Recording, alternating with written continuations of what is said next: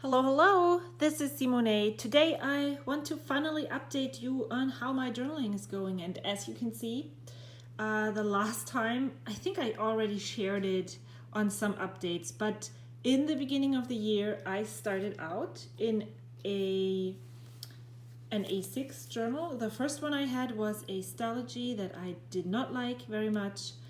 And then I went on to purchase the Nanami Cafe Note in A6, and I journaled in that for a while. However, I wanted to start by just writing, but my creative side took over, and then this canvas was just too small for me, and I didn't enjoy journaling in this anymore. And I just stopped. And then I had the idea in my mind that I should try this size, the A5 notebook.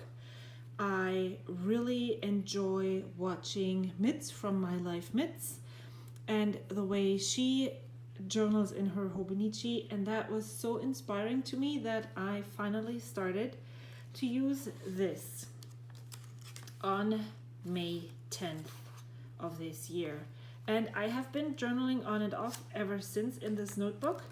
And that's why also I am very glad that this is not a dated journal. So I have been using this since May, and I feel like I have used about maybe a quarter of the book. It has 176 pages. It is a grid notebook, and the grid is, in my opinion, it looks very blue. It doesn't bother me. In the beginning I was kind of put off, but I totally overcame that and just went on working in this. So that's this. I took out the beginning, maybe 2 signatures in this notebook, and just used a cutting knife and sliced it. Now where is it? Right here. And just sliced it off. You can see it right here. This is the beginning. I just sliced it off. I used masking tape to bind it, and when I'm done with this notebook, I will just archive this together and we'll have the beginning of this journaling of 2019 right in here. I'm just going to put this aside and talk about this for a brief second. I tried to, if you look closely, you can see that this is stitch bound. It has lots of signatures, and when you cut it right in between 2 signatures, you don't break the binding of the book, which means this is still fully functional and usable. The only thing that was happening here is that it didn't have a cover, and these, I don't even know, is it a fly leaf? Not sure. So I just used scrapbooking paper to create a cover and this inside of the book, and then I just glued it onto the first page, or attached it to the binding right here, used some Gorilla Tape, and now this looks completely new, except for the back pages are used. I don't really enjoy writing on this tiny grid. My handwriting is not that small. I'm not sure yet if I'm going to use this for anything else or what I'm going to do with it yet. Let's see how the next year unfolds. The cover of this is evolving really nicely. I'm just using all the stickers that I can, that I find that speak to me, and adding them onto the front and back cover, and I really like how this looks. I hope it will fill up all the way until it's finished, And I also have this plastic cover. This is from Midori as well, around it, and I really enjoy it. I do think, however, that with the upcoming Hobonichi release, I'm going to get a Midori cover, not Midori, I'm sorry, a Hobonichi cover, just because I like them. And then the plastic cover is also really, I just like it. I don't want to have one. I really want to have a reason to purchase from Hobonichi, and I saw one that I really like, and so that's what I'm going to get. Yeah, so I'm putting in all the things. I use this to hold leftover washi tape that I fuzzy cut. I have a prompt that I want to dig deeper right here. I'm adding stuff to the front and back. I'm not using this pen loop. I don't really like how flimsy it is. And so yeah, and the back page I use to test inks and pens, and I also use this to cover up mistakes. This journal is very junky, but I think I accidentally stamped July right here, and so I just cut out a little piece of the back from here and stuck it on here. My supplies, the supplies that I'm using, are housed in this pouch. I have a I have a what's in my Delphonics pouch on my channel. It changed a little as I took out the pens and put them into this Kipling 100 pen case. I have my colored pencils right here, and then there's all the different pens that I'm using and that I'm trying to get through and use up. I have my fountain pens in the outside, and this is just a pencil, mechanical pencil. I have lots of supplies in my stash. This is just a small and tiny fraction, but it is so much, and I house everything in here. I also have still have die cuts that I sometimes pull out. I use leftovers from my Shots of Life kits from the scrap room. I use planner supplies, junk mail, collage bits, everything that I have, I use in here. Since I have so much and it is so overwhelming, I try to put together a kit for, yeah, you could call it a kit. And I just put the bits that I pick in here.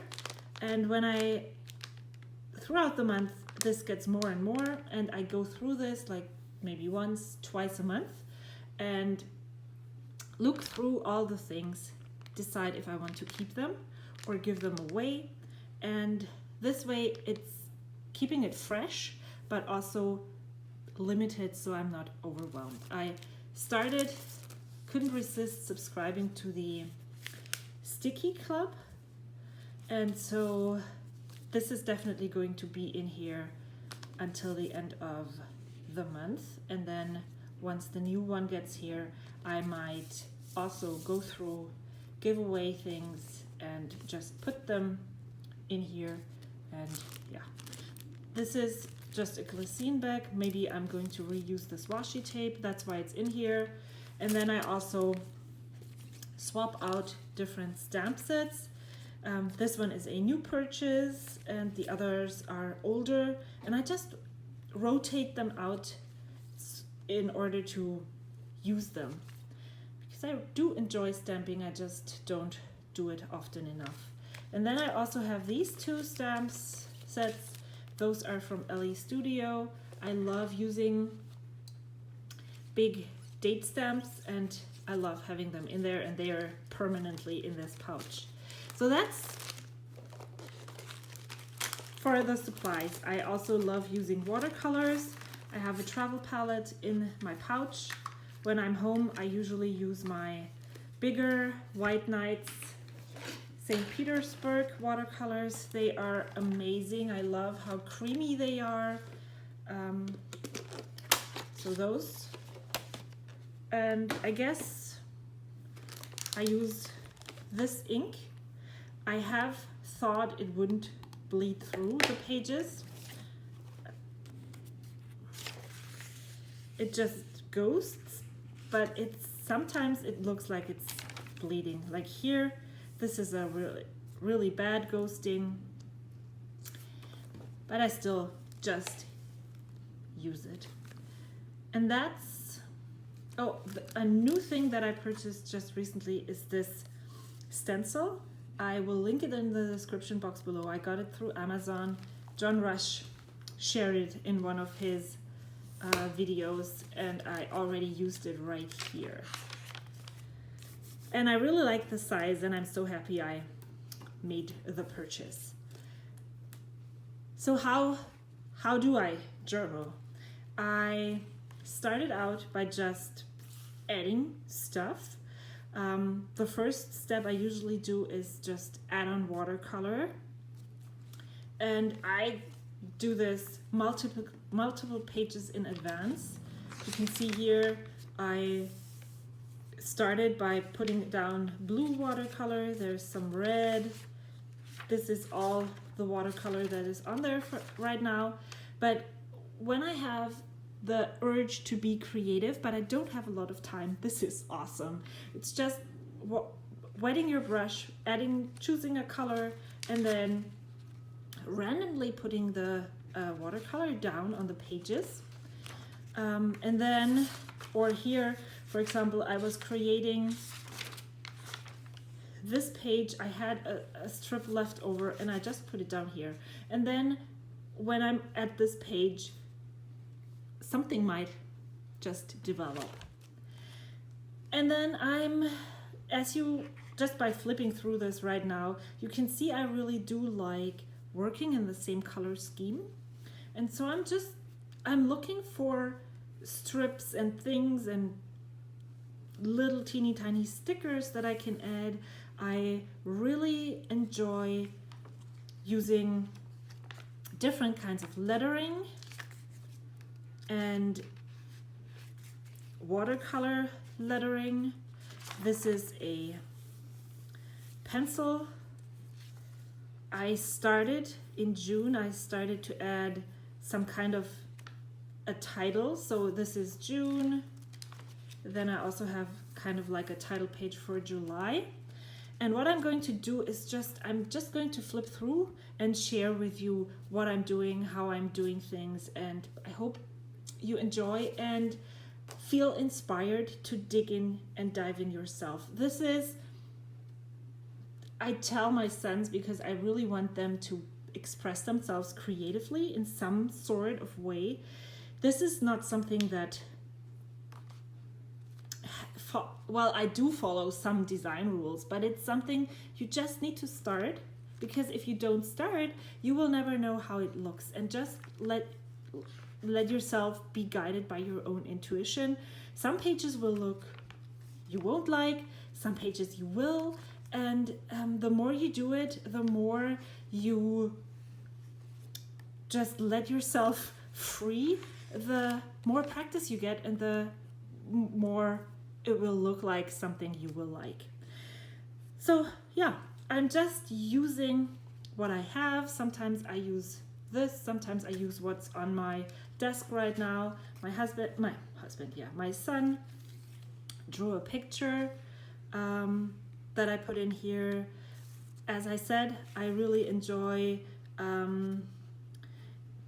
working in one color scheme and just choosing random embellishments that don't even go with what I'm writing about or go together. It doesn't have to be cohesive, just the colors appeal to me. I'm adding in these kinds of ephemera bits from packaging. I started drawing. It's not something that I enjoy. I should probably make myself do it more often. But on the other hand, I don't want to put too much pressure on myself, so that I then just shy away. I really want to do this, and if I put this expectation that I have to draw something every day, it might take me away and I won't do it anymore. So I'm just going to keep this very, very low key. Okay, yeah. So sometimes I really love to add lots of stickers, sometimes I don't. This is something that I just slapped on there. I made a list. Sometimes there's lots of things to say and sometimes not so much. What happened to me, let me think. Yeah, so I realized or noticed that I was cramming things onto the pages, and I really enjoy, as I said before, and I'm going to repetitively say, I really enjoy how my life Mitz is doing it, and she's doing daily journaling, which means that she uses 1 page per day. So something like this. This is July 17th. This is July, I don't know. Wouldn't be on the same page. So she would have this whole page left for drawing, adding ephemera, watercolor lettering, all of this. And I wanted to try and see how that worked. So I changed it up a bit. This is just a pouch that I received with an order, and I put in this card just because I also like the playful effect of this. I'm adding in stickers from fruit. So yeah, so here is how I then, after this, I decided, well, what if I tried to journal daily and just add stuff and have bigger writing, smaller writing, and change it up a bit. But I couldn't keep it up. It's just same with the drawing. I don't want to pressure myself and then fail. I want to come to this as often as I can without any like bad feelings. So I started it, and then I quickly went off on my own thing. So this is one of the pages that I meant. Nothing really happened on that day, but I added so many different things. It's so busy and so colorful. I love this. It's just happening some days, but not every day. So what I decided to do is maybe stamp these outlines from my stamp set right here. Where is it? Right here. On the pages to remind me that I would love to use 1 page per day, but not predate them. So I can use them, but not have to use them daily. Here I tried to create a nature page. I really, really love this little scene that happened. As you might notice, I am getting more and more comfortable with using my watercolor hand lettering. I'm okay with when it doesn't look that nice. And here it started to get mixed up again. This is the end of the summer break. There was 2 weeks to go to school, the start of school, and I was just not in a good state mentally. And so sometimes I had to write something right now, and then I went back, looked in my planner, and documented something else. Here's my starting of August. it's sometimes I have to write a lot, sometimes I don't. I really love how these 2 pages turned out. I typed my Thursday 3 onto with my typewriter and then glued it in. Had to write about something else, a huge title, added some ephemera, and so this is a daily page. This is how I would love it to be. I totally get that this is not going to happen every day. Wrote about my stress shopping. I thought my summer break was the reason, or my boys being home all day was the reason, and not having enough alone time was the reason for me being so drawn to shopping and buying myself some happiness. But it was actually that I was just not having any goals to work towards. And yeah, so this is August 10th is the last that I wrote about. I rapid log in my planner so I can go back. Today is, what's the date today? August 19th, I think.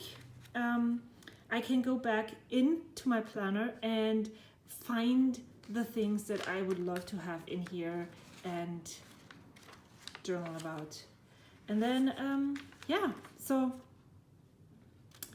I absolutely enjoy how this is speaking to my creative part, the creative part of me, also how it is helping me to document part of my life, and how it also functions as a therapeutic way to deal with what is going on in my brain. I hope this was inspiring to you. What I would really love to do with all of my videos that I'm sharing is to inspire you to do something for yourself and be creative and explore your creative side and enjoy the process. I hope I was able to do that with this video. I will see you soon, and yeah, bye.